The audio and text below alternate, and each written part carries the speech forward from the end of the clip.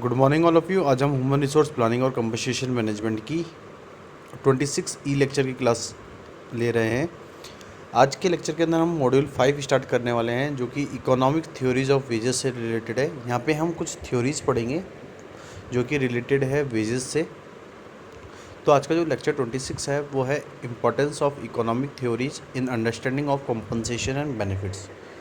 आज हम पढ़ेंगे कि इकोनॉमिक थ्योरीज कंपनसेशन मैनेजमेंट के अंदर क्या हैं और क्या इंपॉर्टेंस है इन थ्योरीज़ की।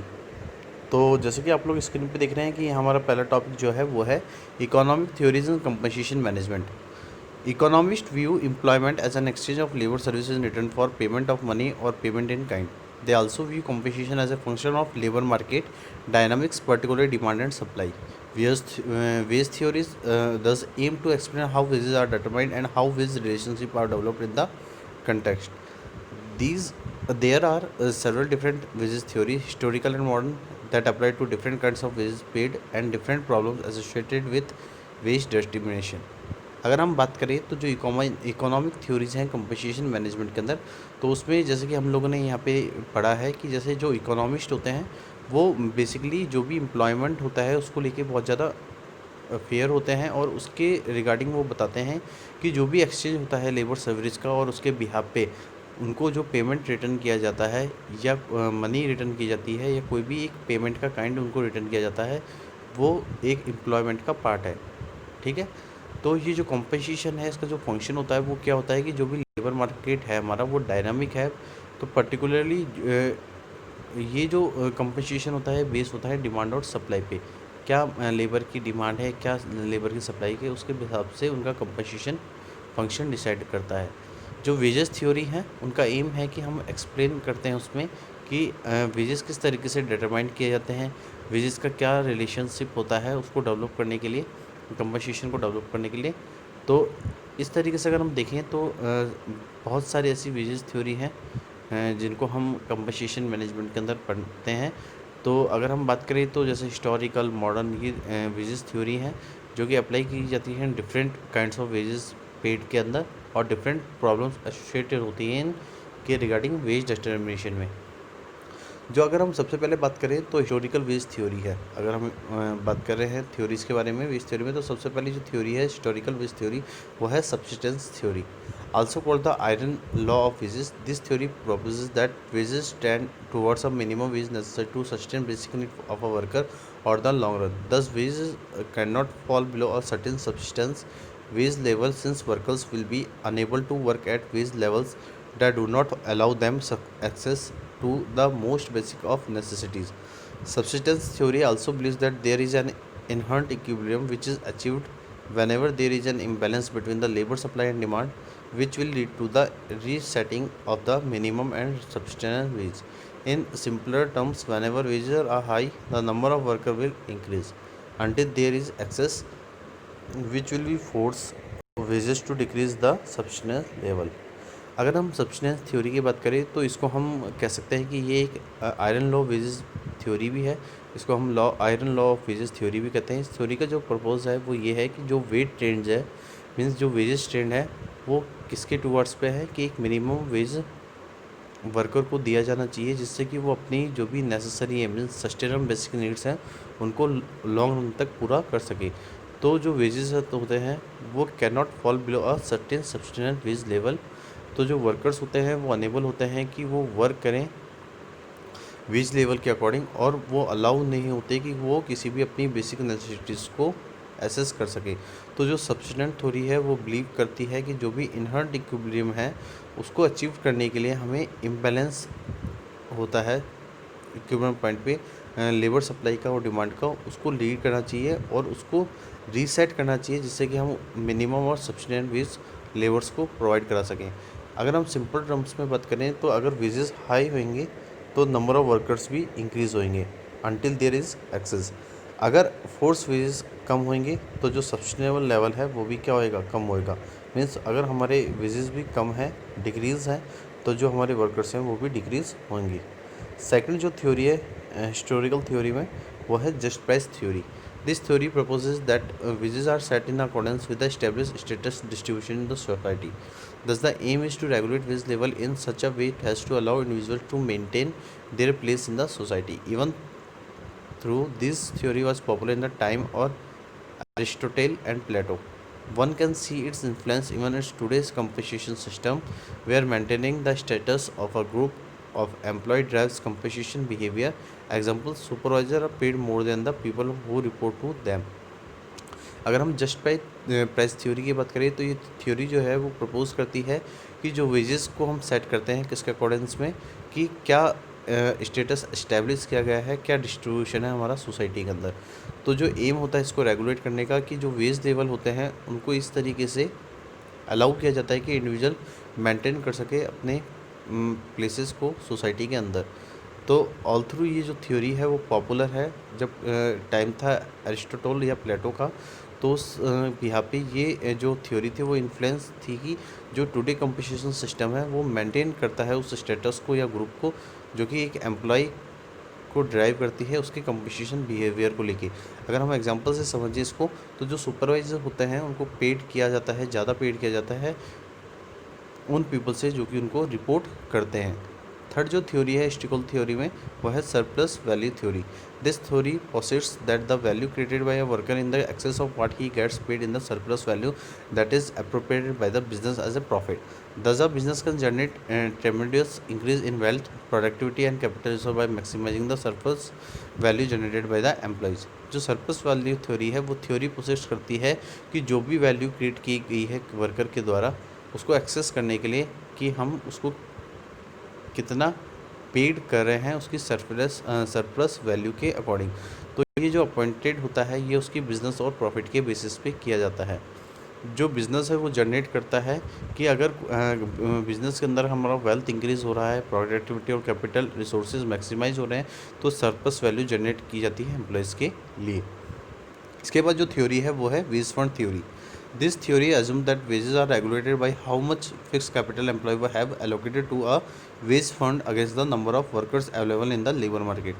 The basic assumption here is that the wage fund is a fixed and unchanging amount, and so wage rates will fluctuate up and down based on the number of available workers in the market. जो veg fund theory है वो theory assume करती है कि जो wages हैं वो regulate होते हैं कि कितना फिक्स कैपिटल एम्प्लॉयज़ का एलोकेट हो रहा है किसी वेज फंड के अगेंस्ट। तो जो नंबर ऑफ़ वर्कर्स हैं वो अवेलेबल है कितने लेबर मार्केट के अंदर। तो जो बेसिक एजम्पशन है वो ये है कि जो वेज फंड है वो एक फिक्स्ड होता है, अनचेंजिंग अमाउंट होता है।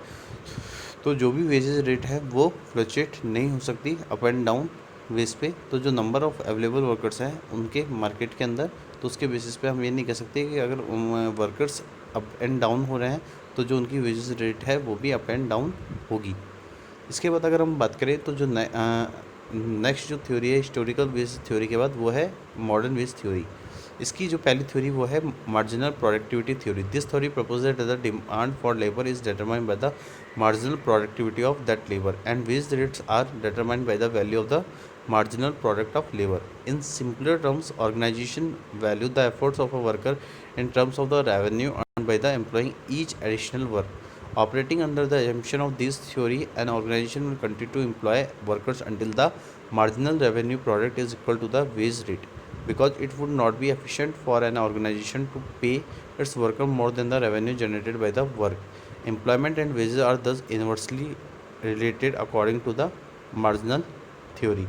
अगर हम मार्जिनल प्रोडक्टिविटी थ्योरी के बारे में बताएं हम, तो जो थ्योरी है ये प्रपोज करती है कि लेबर्स की क्या डिमांड है जिससे हम डिटरमाइन कर सकते हैं उसकी मार्जिनल प्रोडक्टिविटी उस लेबर की क्या है। तो जो वेजेस रेट है उनको डिटरमाइन किया जाता है किस तरीके की मार्जिनल प्रोडक्ट ऑफ लेबर है और उसकी क्या वैल्यू है।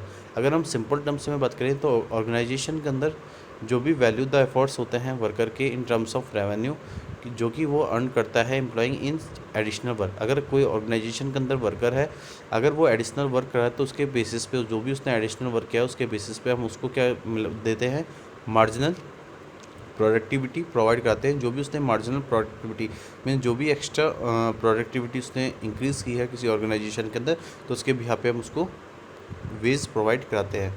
तो operating under the जम्पशन of this theory, अगर हम ऑपरेटिंग देखें तो इस थ्योरी के अंदर क्या जम्पशन है कि जो ऑर्गेनाइजेशन है वो कंटिन्यू होती है कि एम्प्लॉय वर्कर्स को अंटिल जब तक मार्जिनल रेवेन्यू प्रोडक्ट इक्वल नहीं हो वेज रेट से, क्योंकि जो भी एफिशिएंट नहीं होता किसी ऑर्गेनाइजेशन के अंदर कि हम वर्कर्स को पे करें मोर देन किससे, कि जो भी रेवेन्यू जनरेट हो रहा है उस वर्क से। तो जो एम्प्लॉयमेंट और वेजेस हैं वो इन्वर्सली रिलेटेड होते हैं according to the marginal productivity theory. जो एम्प्लॉयमेंट है और वेज है वो इन्वर्स रिलेटेड होते हैं, क्योंकि आपने देखा होगा कि जब भी कोई वर्कर है वो एडिशनल वर्क करता है तो उसको उसके बेसिस पे क्या दिया जाता है, एक्स्ट्रा वेजेस दिए जाते हैं। और वही ये थ्योरी हमें बता रही है कि अगर कोई एम्प्लॉय है, अगर उसकी डिमांड है जो वो ज़्यादा है प्रोडक्टिविटी को करने के लिए, तो जो एडिशनल वर्क वो एम्प्लॉय कर रहा है या वो वर्कर कर रहा है, तो उसके बिहाफ पे जो ऑर्गेनाइजेशन है उसको वो रेवेन्यू अर्न करवाती है जितना भी उसने एडिशनल वर्क किया है ऑर्गेनाइजेशन के अंदर। सेकंड जो थ्योरी है किसके अंदर, हमारी मॉडर्न थ्योरी के अंदर, वो क्या है, human capital theory. The theory looks at the effects of experience skills on the job training and the education of the workforce and the decision that employers and employees make regarding investment in human capital. Analysis of wages according to the human capital theory so that the amount of early schooling a worker receives are directly proportional to the wage the worker commands. On the other hand, schooling received in the later years does not contribute to a wage differentiation in any significant manner. जो human capital theory, ये theory क्या बताती है कि जो भी effects हो रहा है एक्सपीरियंस के बेस पे, स्किल के बेस पे, या ऑन द जॉब ट्रेनिंग के बेसिस पे, या एजुकेशन के बेस पे किसी वर्क फोर्स के अंदर, तो जो भी डिसीजंस जो एम्प्लॉयर्स और एम्प्लॉयज़ लेते हैं इसके रिगार्डिंग, इन्वेस्टमेंट के रिगार्डिंग, जो कि ह्यूमन कैपिटल के अंदर होता है, तो जो वेजेस हैं हम उनको एनालिसिस करते हैं उसके अकॉर्डिंग कि जो ह्यूमन कैपिटल थ्योरी वो शो करती है कि क्या अमाउंट हमने किसी वर्कर को रिसीव कराया है directly proportional to the wage of the worker commands.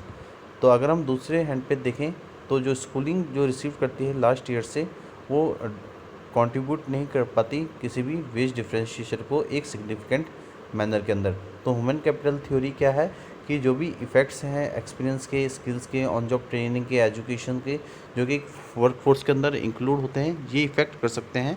तो जो भी डिसीजंस हैं किसी एम्प्लॉयर एम्प्लॉयज़ की, वो किसके रिगार्डिंग है, कि जो भी इन्वेस्टमेंट कर रहे हैं वो ह्यूमन कैपिटल के अंदर उसके रिगार्डिंग।